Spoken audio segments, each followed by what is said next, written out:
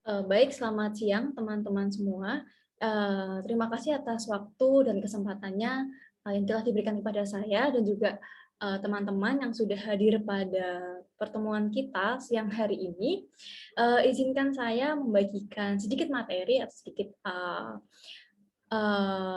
ilmu yang mungkin bisa sama-sama kita sambil belajar dari sistem pengendalian manajemen mengenai keputusan pembelian dari melihat manajemen produk dan juga marketing strategi dari DHL Express. Oke, mungkin izinkan saya share screen dulu ya. Boleh minta tolong?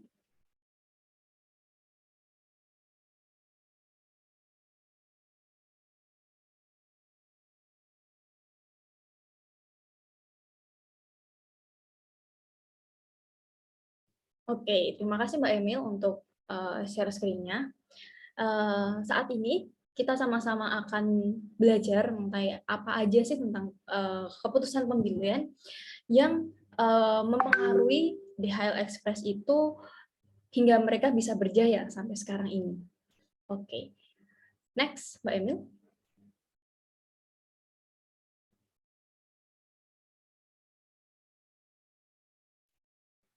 Oke, sebelumnya sebelum kita masuk pada materi pada hari ini, kalau orang bilang tak kenal maka tak sayang, oleh karena itu izinkan saya untuk memperkenalkan diri di hadapan teman-teman.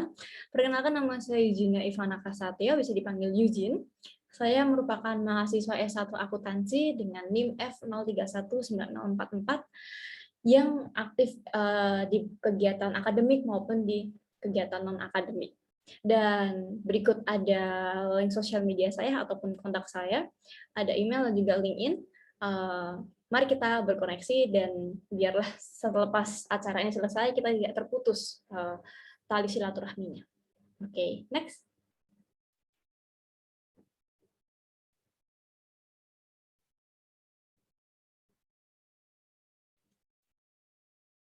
Oke, mengenai DHL Express, mungkin ketika teman-teman dengar nih apa itu DHL Express, mungkin langsung terlintas di pemikiran teman-teman ini ada merupakan suatu kayak jasa ekspedisi atau kayak jasa pengiriman gitu ya, yang mungkin biasa teman-teman menggunakan paket atau mengirimkan barang kepada apa namanya, saudara-saudara ataupun tempat-tempat teman-teman ingin melakukan. Oke, mungkin sebagai pembukaan, mungkin saya akan menjelaskan dulu apa itu DHL Express gitu ya, supaya teman-teman bisa mengetahui lebih dalam tentang apa itu DHL Express dan kenapa sih DHL Express ini terkenal di dunia dan diakui bahwa DHL Express ini merupakan perusahaan yang sangat stabil gitu ya, stabil ataupun konstan dan juga tetap berjaya pada masanya hingga sampai saat ini gitu. Oleh karena itu kita akan belajar nih kayak apa sih rahasia di balik itu semua yang dicanangkan oleh DHL Express. Nah, DHL Express ini merupakan perusahaan internasional di dunia dengan jaringan global di lebih dari 220 negara dan wilayah di seluruh dunia. Menggabungkan kekuatan infrastruktur globalnya, DHL Express ini menegaskan keahliannya sebagai perusahaan pengiriman ekspres untuk berbagai jenis pengiriman bagi semua industri, termasuk bagi pasar Indonesia. Nah, tidak hanya pengiriman dokumen ataupun paket saja, namun juga melayani pengiriman kargo, kontainer, baik lewat laut, udara, dan juga angkutan darat. Nah, bahkan juga memberikan layanan solusi pergudangan dan total logistik untuk berbagai kalangan pelanggan. Dan di hal ini merupakan bagian dari Deutsche Post DHL, kalau saya tidak salah sebut ya, di mana merupakan grup perusahaan pos dan juga logistik terkemuka di dunia. Makanya sampai sekarang pun DHL Express ini sangat berjaya, teman-teman. Dan DHL ini mempunyai 4 divisi, di mana ada DHL Express, kemudian DHL Global Mail, DHL Global Forwarding, dan juga Freight and Supply Chain. Sedangkan di Indonesia sendiri, DHL ini apa namanya, memiliki 3 divisi, yang ada Express, kemudian Global Forwarding, dan juga Freight dan Supply Chain. Nah, penelitian ini pembahasan kita pada saat ini itu akan memfokuskan pada DSL yang bagian global forwarding gitu, yang dimana pusatnya itu ada di bagian Semarang, di daerah Semarang gitu. Oke, next.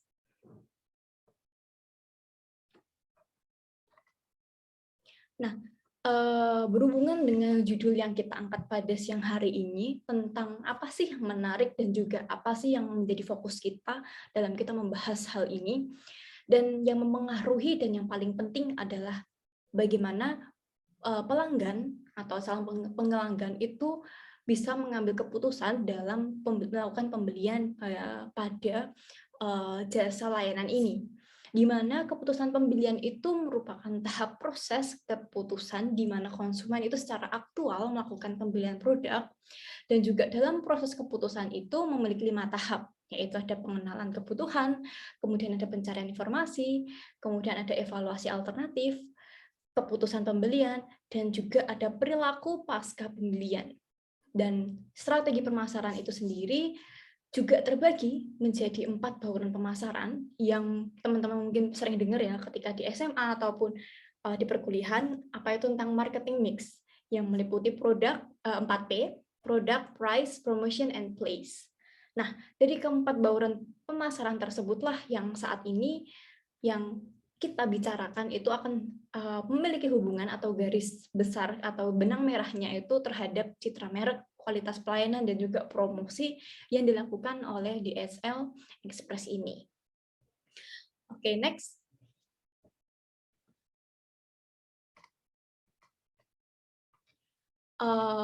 Mungkin kita sedikit mengulik pengalaman dari beberapa tahun yang lalu, di mana dulu sempat terjadi penurunan penggunaan jasa dari DSL Global Forwarding di Semarang khususnya pada tahun 2013 dan dibandingkan dengan tahun 2010 yang dihitung itu sekitar 16 pengguna turunnya.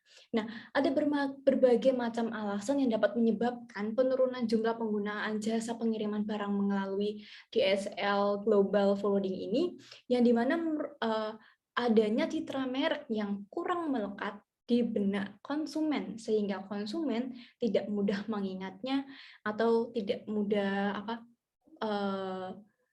ngenotis merek dari DSL Express ini, dan juga kualitas pelayanan yang kurang memuaskan bagi konsumen seperti keterlambatan dokumen yang dapat mengakibatkan pembengkakan biaya karena barangnya itu sudah sampai tetapi kayak dokumennya tuh belum jadi, kemudian terpaksa barangnya itu harus dimasukkan ke gudang karena suatu hal dan kena juga biaya gudangnya, dan misalnya juga promosi kurang gencar dilakukan, dan promosi yang dulu dilakukan hanya melalui website dan juga pendekatan personal ke perusahaan.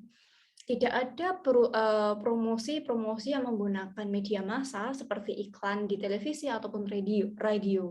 Nah, jadi hanya beberapa konsumen saja yang mengetahui tentang produk ini atau jasa ini, di mana balik lagi tadi ke awal bahwa minimnya pengetahuan masyarakat mengenai citra merek yang ada pada DSL Express ini. Jadi kayak tidak semua orang tahu tentang keberadaan DHL ini, seperti itu. Intinya seperti itu.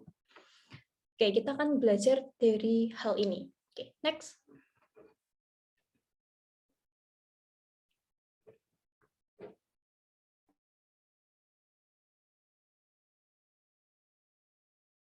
Oke, seperti yang kita tahu bahwa citra merek, kualitas pelayanan, dan promosi adalah sedikit contoh yang merupakan faktor yang paling penting juga yang sangat mempengaruhi keputusan pembelian bagi pelanggan atau calon pembeli. Nah, ketiga faktor ini merupakan faktor yang cenderung sangat besar efeknya pada keputusan pembelian jasa. Oleh karena itu, hari ini kita akan membahas untuk mengukur seberapa besar sih tentang pengaruh citra merek, kemudian kualitas pelayanan, dan juga promosi terhadap keputusan pembelian, dan untuk mengetahui dan juga menganalisis faktor-faktor apa dan faktor mana yang kira-kira tuh paling dominan untuk mempengaruhi pembeli dalam mengambil keputusan dalam pembelian atau mempengaruhi keputusan dari penggunaan. Oke, next.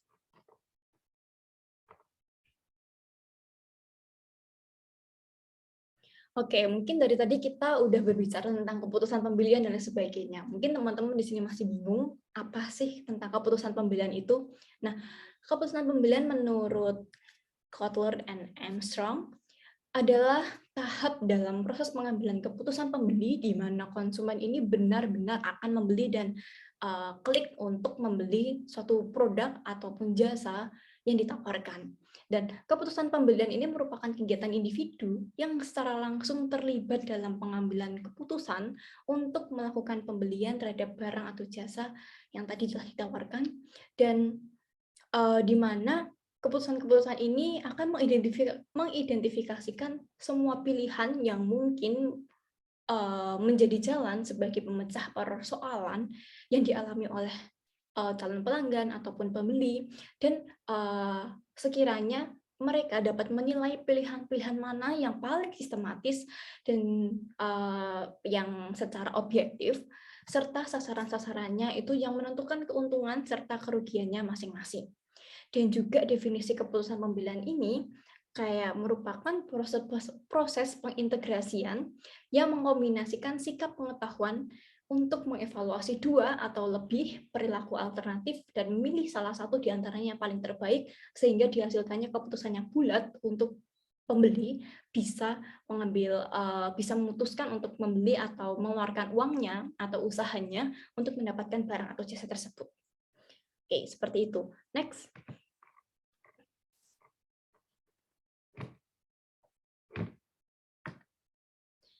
Oke, berbicara soal faktor yang paling pertama yang akan kita bahas pada hari ini, itu mengenai citra merek. Tentang apa sih hubungannya citra merek dengan keputusan pembelian yang udah kita obrol-obrol tadi. Nah, di sini itu kita mengemukakan atau melihat bahwa pentingnya pengembangan citra merek dalam suatu keputusan pembelian, di mana penciptaan kesan pertama atau first impression kepada pelanggan menjadi salah satu karakteristik yang paling dasar dalam orientasi pemasaran modern, yaitu lewat pemberian perhatian yang lebih, serta menciptakan merek atau personal branding tadi yang baik dan juga yang sangat kuat. Dan implikasi dari hal ini, dari pengimplementasian pengembangan citra merek kepada masyarakat ini, menjadikan merek dari suatu produk ataupun suatu jasa itu menciptakan citra dari produk itu sendiri di benak pikiran konsumen dan menjadikan motivasi dasar bagi konsumen untuk memilih suatu produk. Di sini seperti yang teman-teman pikirkan, bahwa misalnya nih teman-teman ingin membeli mie atau mie instan, pasti yang di pikiran teman-teman adalah apa? Indomie. Nah, Indomie kan, karena di sini kita tahu bahwa Indomie itu memiliki citra merek yang sangat kuat dan itu sudah mengakar kayak turun-temurun, dan juga memiliki mungkin selain rasanya yang enak gitu ya, tapi juga apa, masyarakat pasti memberikan label pada merek Indomie ini adalah kayak mie instan yang paling utama bagi masyarakat Indonesia. Oleh karena itu, di mana hubungan citra merek dengan kualitas atau dengan keputusan pembelian ini sangat betul-betul mempengaruhi bagi masyarakat untuk menentukan apakah mereka akan membeli ataupun enggak terhadap produk atau jasa yang ditawarkan. Maka dari itu, membangun citra merek bagi perusahaan itu sangatlah penting bagi perusahaan, karena ini akan mempengaruhi keberlangsungan atau kebertahanannya dari suatu company untuk dalam jangka yang panjang, seperti itu. Oke, next.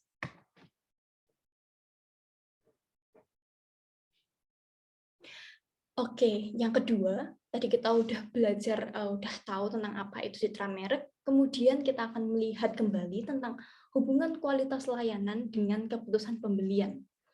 Nah, di dalam usaha, membangun suatu usaha, melayani kebutuhan konsumen di bidang jasa, kualitas pelayanan inilah yang paling diberikan dari pihak penjual itu, yang paling memberikan atau paling banyak untuk memainkan peranan penting dalam memberikan nilai tambah terhadap pengalaman servis secara keseluruhan. Sama seperti halnya kualitas produk. Nah, ini seorang pelanggan akan mengevaluasi kualitas pelayanan yang diberikan berdasarkan persepsi mereka, uh, bagaimana perusahaan atau company nge-treat dari pelanggan-pelanggannya yang ada. Dan juga persepsi pelanggan ini terhadap kualitas pelayanan itu bisa dibagi menjadi 3, teman-teman. Yang pertama ada kualitas interaksi, kemudian kualitas lingkungan fisik, dan juga kualitas hasil. Nah, ketiga kualitas ini membentuk pada keseluruhan persepsi pelanggan terhadap kualitas pelayanan. Dan dapat dikatakan, dalam merumuskan strategi dan juga program pelayanan, maka setiap pelaku usaha harus berorientasi pada kepentingan dan juga keinginan pelanggan dan sangat memperhatikan dimensi kualitasnya. Hal ini sangat penting agar pelanggan tidak mengurungkan niatnya ketika melakukan keputusan pembelian.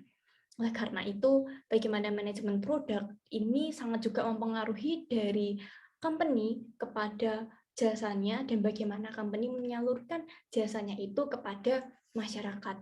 Dan itu sangat juga mempengaruhi apakah masyarakat akan klik mengeluarkan uangnya atau mengeluarkan tenaganya untuk membeli atau melakukan keputusan pembelian tadi.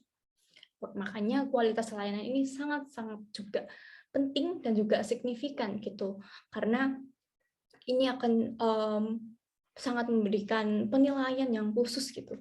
Mungkin kalau teman-teman merasa di-treat tidak enak, pasti teman-teman akan berpikir 2 kali dong untuk apakah teman-teman akan jadi membeli barang atau jasa tersebut atau enggak. Karena itu juga akan kayak bagaimana teman-teman diperlakukan sebagaimana layaknya seorang pembeli, di mana pembeli punya tagline ya, pembeli adalah raja, adalah ratu yang harus kayak dilayani semaksimal mungkin agar juga company tidak kehilangan pelanggannya secara bertahap. Dan ini tuh juga sangat mempengaruhi dalam keberlangsungan dari perusahaan dalam jangka waktu yang sangat panjang. Seperti itu. Oke, next.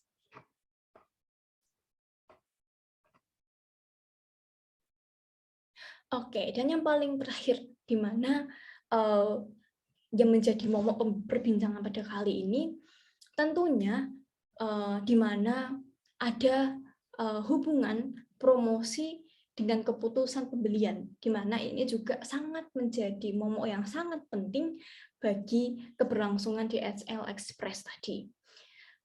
Perusahaan agar berhasil dengan produk ataupun jasa yang ditawarkan kepada konsumen harus bisa mengkomunikasikan sejumlah informasi tentang perusahaan, produk, struktur harga, dan juga sistem distribusi kepada sejumlah masyarakat yang meliputi konsumen, juga perantara, perdagangan, dan juga medianya. Nah, komunikasi pemasaran ini mengacu pada promosi nih teman-teman, di mana yang dapat digunakan untuk mendapatkan keunggulan dalam hal daya saing. Nah, fungsi utama dari suatu strategi promosi para pemasar adalah untuk meyakinkan target pelanggan bahwa barang atau jasa yang mereka tawarkan itu layak dan juga memiliki keunikan serta memiliki keunggulan yang berbeda dibandingkan pesaing-pesaing yang lain. Oleh karena itu, mereka menjadi tagline bahwa barang saya adalah barang yang paling berkualitas, oleh karena itu Anda harus membeli barang saya. Seperti itu. Sehingga dari beberapa strategi yang dilakukan itu, hal ini dapat menarik minat konsumen untuk melakukan pembelian atau mengambil keputusan dalam pembelian seperti tersebut.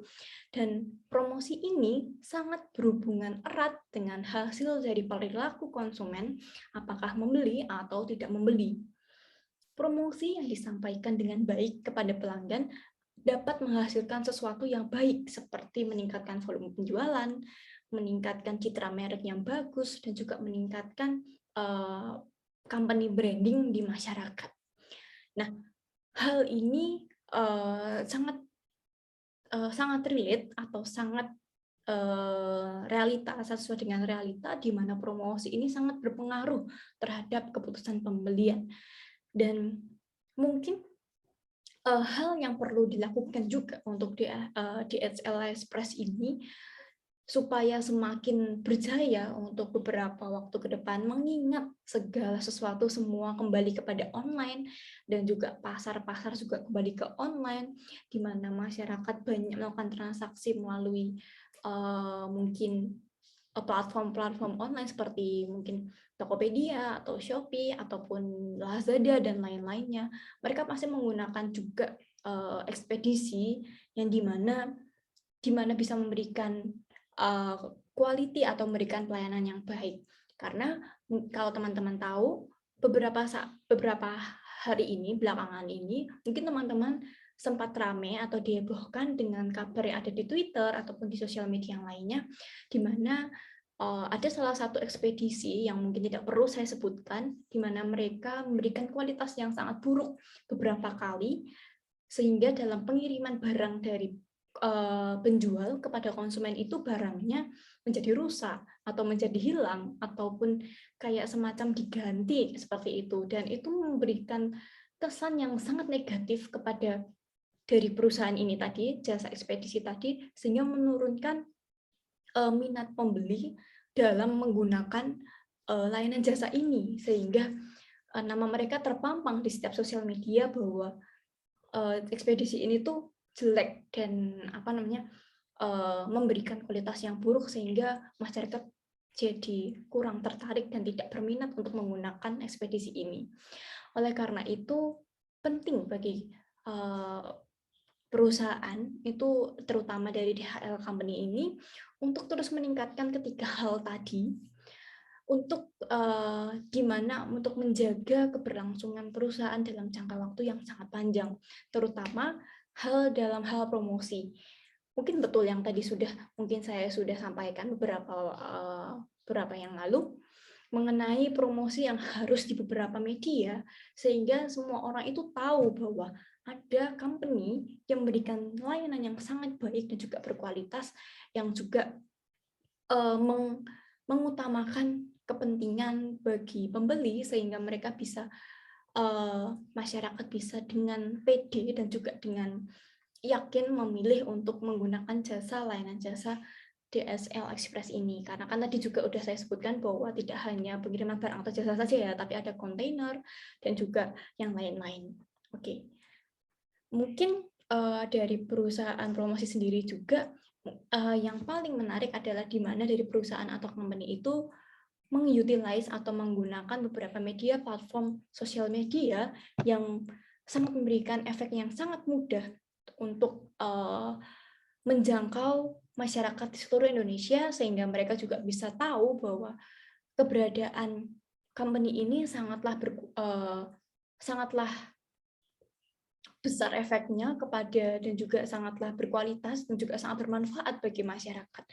Bahkan mungkin karena DHL Express ini awalnya hanya menggunakan website dan sebagainya, jadi sangat minim bagi masyarakat atau pengguna untuk mengetahui atau mencari informasi lebih lanjut dari produk tersebut. Seperti itu. Oke, next.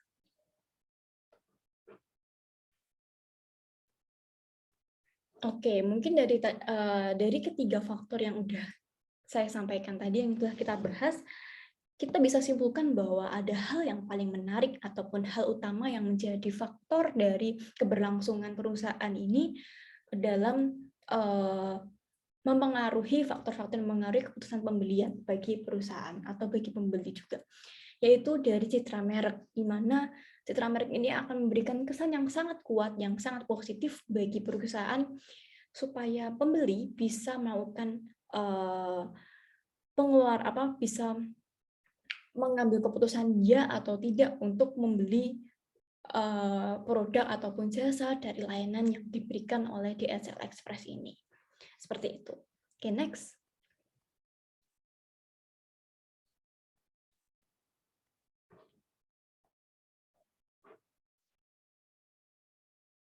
Oke, mungkin cukup sekian pemaparan materi dari saya. Apakah, jika ada kesalahan, saya mohon maaf dan berharap ilmu yang diberikan dapat, menjadi, eee, kebermanfaatan bagi kita semua. Oke, mungkin saya akan buka, sesi pertanyaan. Bagi penanya, silahkan open kamera dan juga open mic untuk share screen-nya bisa minta tolong dimatikan, Mbak Emil?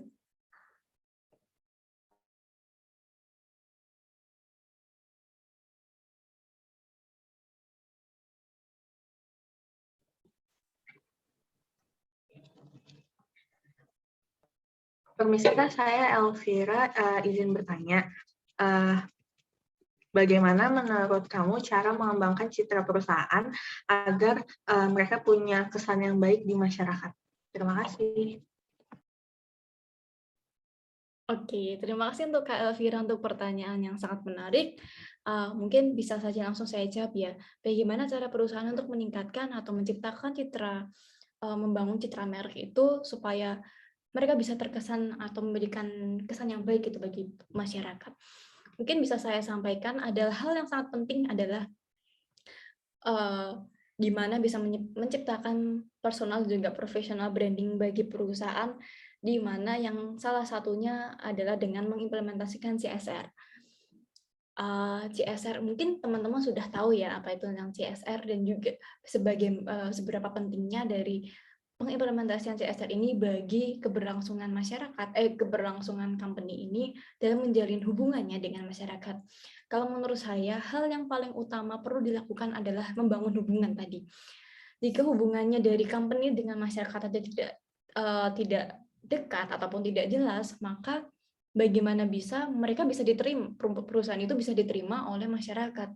Oleh karena itu, perlu sekali bagi masyarakat untuk membangun kualitas membangun kualitas hubungan yang sangat dekat dengan masyarakat, supaya mereka sebelum mereka melakukan promosi atau mereka membangun citra merek ataupun mereka mengadakan selling kepada masyarakat, itu mereka udah diterima dulu gitu keberadaannya oleh masyarakat. Jadi masyarakat udah menerima dulu dari suatu company atau suatu perusahaan, sehingga mereka kalau ada perusahaan selling atau udah melakukan promosi itu pasti mereka akan semakin percaya. Oleh karena itu, mungkin beberapa waktu yang lalu saya sempat menyampaikan juga soal CSR, bagaimana pentingnya itu untuk keberlangsungan masyarakat dalam jangka waktu yang keberlangsungan perusahaan dalam jangka waktu yang panjang, dan juga